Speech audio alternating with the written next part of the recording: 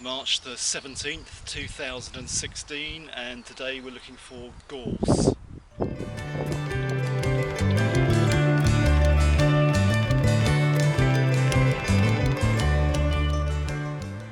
Okay, first of all, I'd just like to apologise to my subscribers once again for too many reasons to go into.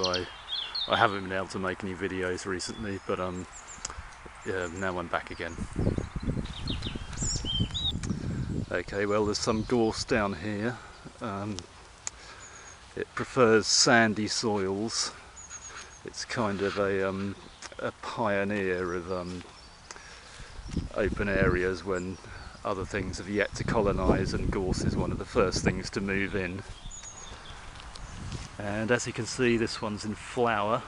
There's a saying that I'm sure you've probably heard, that when gorse is out of flower, kissing's out of fashion. And really this comes down to there being three species, at least there's three species in the British Isles. There's common gorse, Ulex, europaeus, this one, and then there's dwarf gorse, which tends to grow on heathlands in southern England and some in northern England, and then there's western gorse, which you'll find in western England, southwestern Wales and southwestern Ireland.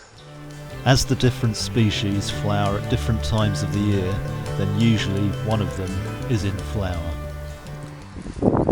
And as you can see, it's quite woody, and it has these spines all over it, which are quite sturdy and quite tough. I seem to remember there's some story about some drunk or intoxicated on other substances. I believe he was described as a guy who fell a short fall down a cliffside into a patch of gorse, and he couldn't get out again. He had to be rescued by an RAF helicopter.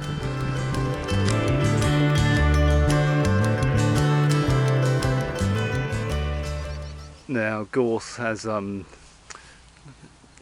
obviously it's got these yellow flowers, and these will turn into pods at the end of the summer, and they'll split open, and the seeds will be dispersed a short distance. But the interesting thing about gorse is it also utilises ants to disperse its seeds, and the seeds have a food package on them called an eliosome, and this is attractive to ants, and the ants will take the seed into their nests and eat the food package, and then leave the seed buried underground with various other rubbish that they've got in their rubbish piles, which will help fertilise the seed. And so it enables the seed to be dispersed and the plant to get a good start with some fertiliser ready there and ready buried underground out of harm's way.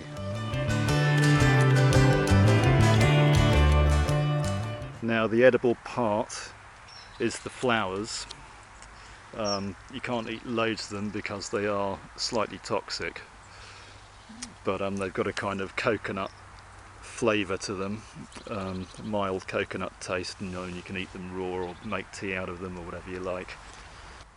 And the flowers also yield a yellow dye. Probably to get it a decent fixed dye, you probably need to mix it with alum or something like that. And traditionally it was the foliage was ground up and used as fodder for livestock, which I find a bit weird because it can actually be quite toxic to livestock or cause problems for them, which I'll get to in a moment. And the wood's very dry and it makes good kindling, and the whole plant is very rich in potassium, so the ashes are good for adding to fertilisers. And gorse is also an invasive in the Americas and Australia and New Zealand.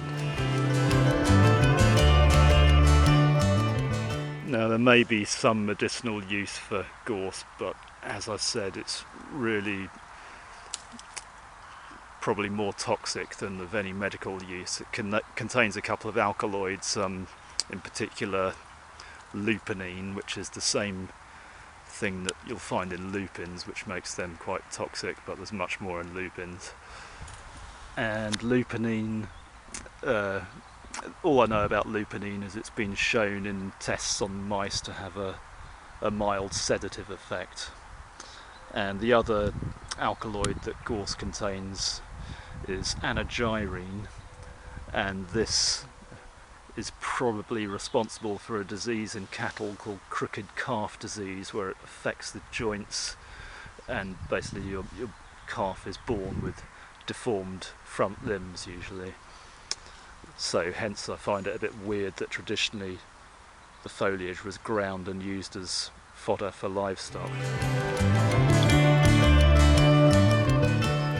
Now the spines and the alkaloids that it contains in gorse, these have basically evolved to stop it being eaten by herbivores and eaten by insects, and the alkaloids are probably antifungal as well, so there may be another use for gorse there as well.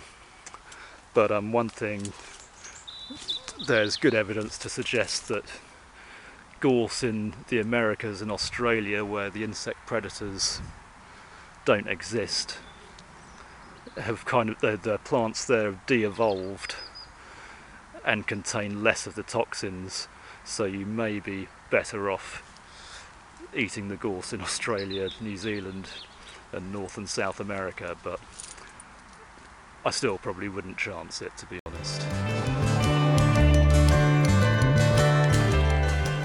So there you have it, gorse, a pioneer plant and an invasive in many parts of the world where it's been introduced.